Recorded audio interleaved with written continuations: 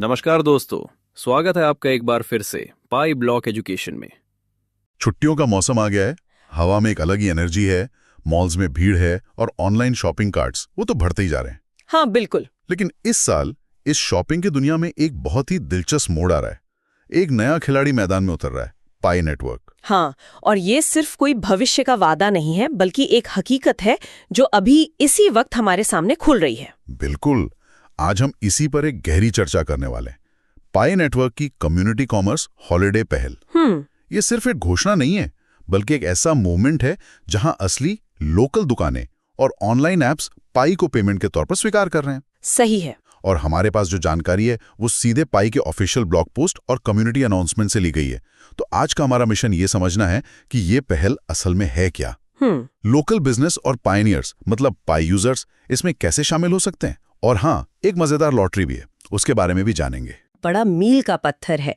ये वो पल है जब पाई सिर्फ एक डिजिटल कॉइन होने से आगे बढ़कर एक असली यूटिलिटी यानी एक काम की चीज बन रहा है। हाँ, मतलब थ्योरी से प्रैक्टिकल में बदल रहा है। बिल्कुल। तो चलिए इसी बड़े आइडिया से शुरू करते हैं। ये पहल इस बात का सबसे बड़ा सबूत है कि पाई अब सिर्फ माइनिंग और इंतजार करने वाली चीज नहीं रही। सही, लोग सच में पाई का इस्तेमाल करके सामान खरीद रहे हैं। सोर्स में एक टैगलाइन है जिसने मेरा ध्यान खींचा, यूटिलिटी ही वैल्यू बनाती है। हाँ, ये बहुत पावरफुल लाइन है। सुनने में तो अच्छा लगता है, लेकिन एक डिजिटल करेंसी के लिए इस एक लाइन का असल मतलब क्या है? इसको ऐसे समझिए, पुराने जमाने में लोग वस्तु विनिमय का इस्तेमाल करते थे। Barter system. हाँ, अनाज के बदले कपड़ा। उस अनाज की कीमत इसलिए थी क्योंकि उससे पेट भरता था, उसकी एक यूटिलिटी थी। डिजिटल करेंसी के साथ भी यही है। अच्छा। जब तक आप उससे सच में कप कॉफी नहीं खरीद सकते, तब तक वो सिर्फ आपके डिजिटल वॉलेट में पड़ा एक नंबर है। मतलब वो सिर्फ एक स्पेक्युलेटिव एसेट है। एग्जैक्टली। उसकी कीमत सिर्फ इस अंदाजे पर टिकी है कि शायद भविष्य में कोई उसे खरीदेगा। लेकिन ये पहल उस नंबर को कॉफी में बदल रही है। जिस पल एक पायोनियर अपने पाई से एक पिज्जा या कोई हैंडमेड क्राफ्ट खरीदता है, वो पाई सिर्फ एक नंबर नहीं रहता, वो एक मीडियम ऑफ एक्सचेंज बन जाता है। उसकी असली प्रैक्टिकल वैल्यू बन जाती है। हाँ, और छुट्टियों का मौसम इस तरह की पहल के लिए एकदम सही समय है। वो क्यों? मैं सोच रहा था कि छुट्टियों में तो बड़े बड़े ब्रांड्स और ई कॉमर्स जायंट्स का दबदबा रहता है। उनके डिस्काउंट्स के सामने एक छोटी दुकान कैसे टिकेगी? आपने बिल्कुल सही नस पकड़ी है। यही तो इस पहल की खूबसूरती है। छुट्टियों के दौरान Amazon, फ्लिपकार्ट जैसी कंपनियां भारी छूट देकर सारा मार्केट अपनी तरफ खींच लेती हैं। सही बात है। ऐसे में आपके पड़ोस की बेकरी या छोटी कपड़े की दुकान के लिए मुकाबला करना नामुमकिन सा हो जाता है। तो ये पहल उन्हें एक नया कस्टमर बेस दे रही है। बिल्कुल, वो कस्टमर बेस है पाई कम्युनिटी। ये उन्हें एक ऐसा मंच दे रही है जहां वे पाई यूजर्स को आकर्षित कर सकते हैं और इस बड़ी प्रतिस्पर्धा में अपनी जगह बना सकते हैं। ये लोकल इकोनॉमी को एक अनोखा बूस्ट देने जैसा है। हाँ, ये तो व्यापारियों के लिए बहुत अच्छी बात है। तो मान लीजिए मेरी एक छोटी सी बुक शॉप है और मैं इस पाई फेस्ट का हिस्सा बनना चाहता हूँ। मुझे क्या करना होगा? प्रोसेस क्या है इसका? इसका प्रोसेस काफी सिंपल और सीधा रखा गया है। पहला कदम है कि व्यापारी अपने खुद के प्रमोशन बनाए। खुद के? हाँ, पाई नेटवर्क उन्हें ये नहीं बता रहा कि क्या बेचना है या कितना डिस्काउंट देना है। अच्छा, मतलब पूरी आजादी है। जी। जैसे मैं अपनी बुक शॉप पे चला सकता हूँ कि कोई भी नॉवल खरीदें और 5 पाई में कॉमिक बुक पाएं, ऐसा कुछ? बिल्कुल, आपकी क्रिएटिविटी की कोई सीमा नहीं है।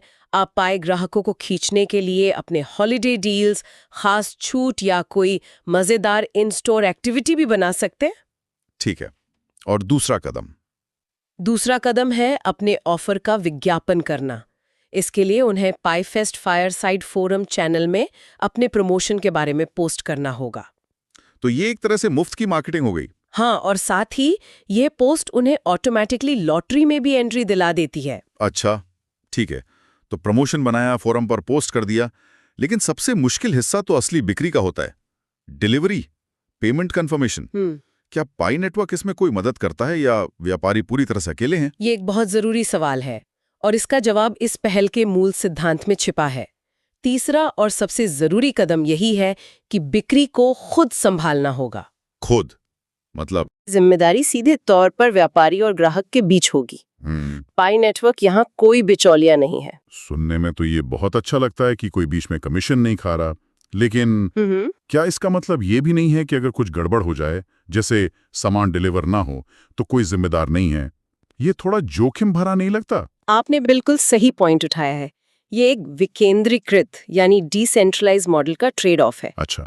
एक तरफ ये स्थानीय और छोटे व्यवसायों को सशक्त बनाता है, उन्हें आजादी देता है, लेकिन दूसरी तरफ जिम्मेदारी भी उन्हीं की होती है।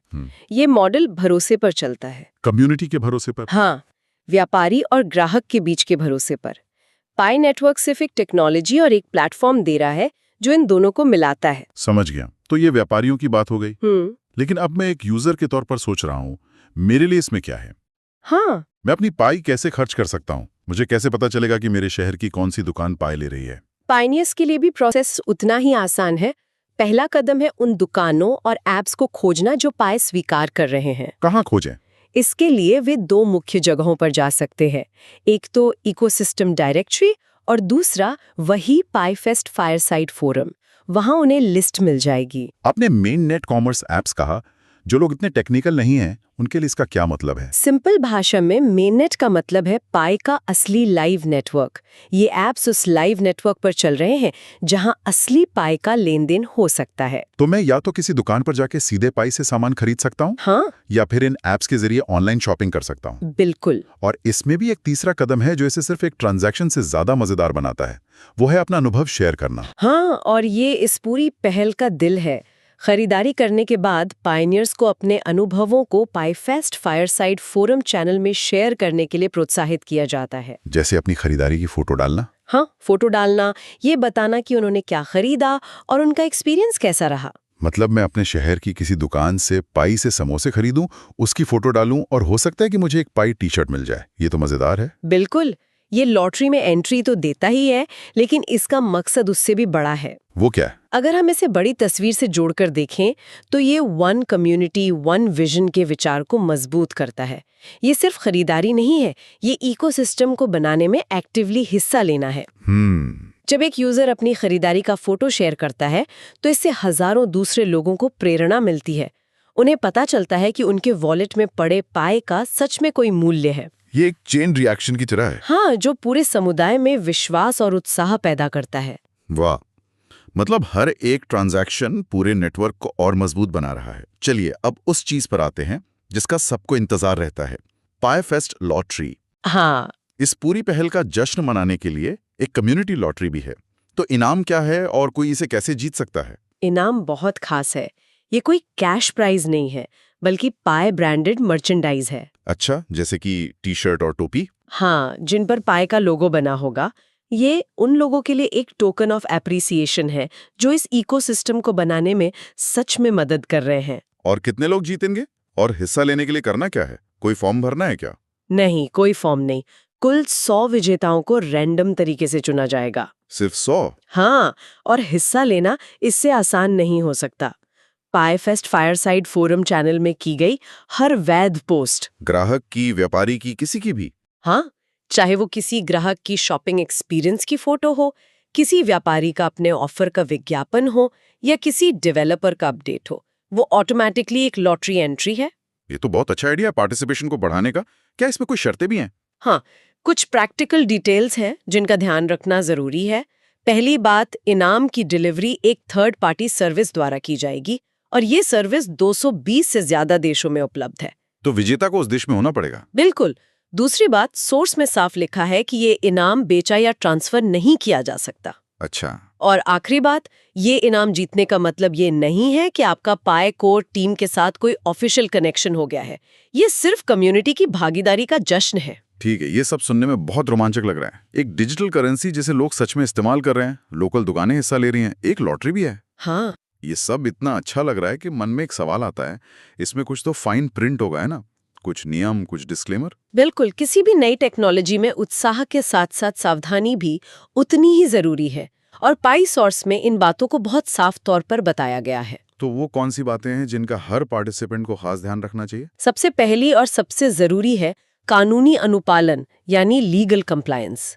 सभी को क्रिप्टो करेंसी से जुड़े अपने लोकल कानूनों और नियमों का पालन करना होगा। ये तो होना ही चाहिए। हाँ, हर देश के नियम अलग होते हैं, टैक्स के नियम अलग होते हैं, तो अपनी जिम्मेदारी समझना बहुत जरूरी है। और उन ऐप्स के बारे में क्या, जिनका जिक्र हुआ था? ये दूसरा सबसे महत्वपूर्ण डिस्क्लेमर है। ये समझना होगा कि जो कॉमर्स एप्स इकोसिस्टम में है वो स्वतंत्र डेवलपर्स ने बनाए हैं, वो पाई कोर टीम ने डेवलप नहीं किए हैं। तो इसका मतलब है कि यूजर्स इन एप्स का इस्तेमाल अपने जोखिम पर करेंगे। बिल्कुल। एक मिनट, ये तो बहुत जरूरी बात है। मतलब अगर मैं किसी ऐप से 100 पाई का कुछ खरीदता हूं और वो ऐप कल को गायब हो जाता है तो मेरे पाई गए। हाँ, ये एक रिस्क है। क्या यूजर्स को इन ऐप्स को परखने का कोई तरीका है, कोई रेटिंग सिस्टम जैसा कुछ? अभी के लिए ऐसा कोई ऑफिशियल रेटिंग सिस्टम नहीं है।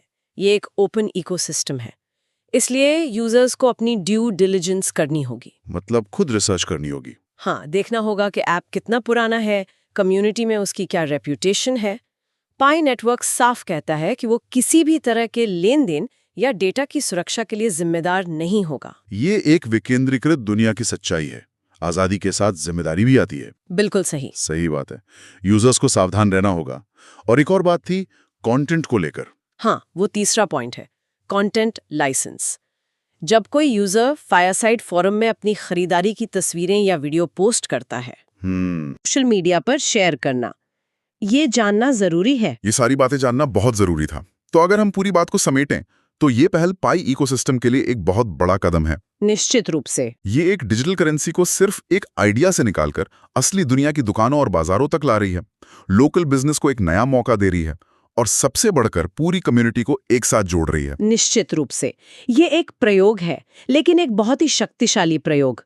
और ये सिर्फ पाई के बारे में नहीं है, ये लोकल कॉमर्स के भविष्य के बारे में भी एक महत्वपूर्ण सवाल उठाता है। क्या सवाल? सवाल ये है कि जैसे जैसे डिजिटल मुद्राएं ज्यादा उपयोगी और आम होती जाएंगी, क्या हम सामुदायिक आधारित अर्थव्यवस्थाओं का पुनरुत्थान देख सकते हैं? मतलब छोटे व्यापारी वापस पावर में आ सकते हैं। हाँ, क्या छोटे स्थानीय व्यापारी एक साथ मिलकर उन बड़े केंद्रीकृत रिटेलर्स के दबदबे को चुनौती दे सकते हैं जो आज पूरे बाजार पर हावी हैं?